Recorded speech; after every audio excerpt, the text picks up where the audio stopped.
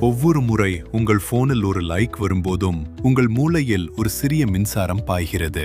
அதுதான் டோபமைன். இது சூதாட்டத்திற்கு இணையான ஒரு டிஜிட்டல் போதை என்று உங்களுக்கு தெரியுமா? சமூக வலைதளங்கள் வெறும் பொழுதுபோக்கு அல்ல, அவை உங்கள் மூளையின் வெகுமதி பாதையை தூண்டும் வகையில் வடிவமைக்கப்பட்டுள்ளன.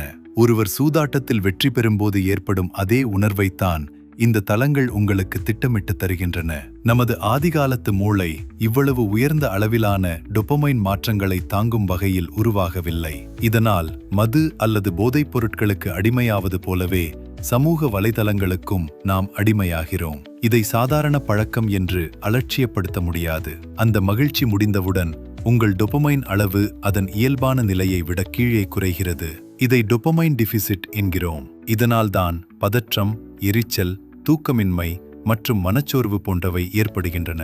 இதிலிருந்து மீள வழி இருக்கிறதா? ஆம், உங்கள் மூளைக்கு ஒரு ஓய்வு கொடுங்கள். சமூக வலைதளங்களிலிருந்து தற்காலிகமாக விலகியிருப்பது உங்கள் மூளை டொபமைன் ஏற்பிகளை மீண்டும் புதுப்பிக்க உதவும். டிஜிட்டல் திரைகளுக்கு பதிலாக உடற்பயிற்சி, புத்தகங்கள் வாசிப்பது அல்லது குளிர்ந்த நீரில் குளிப்பது போன்ற ஆரோக்கியமான பழக்கங்கள் உங்கள் மூளையின் சமநிலையை மீண்டும் மீட்கும். நவீன தொழில்நுட்பம் உங்கள் நரம்பியல் நலனை பாதிக்காமல் பார்த்துக் கொள்ளுங்கள். முறையான நரம்பியல் மற்றும் மனநல ஆலோசனைகளுக்கு டாக்டர் வாஞ்சிலிங்கம் மருத்துவமனையை அணுகுங்கள்.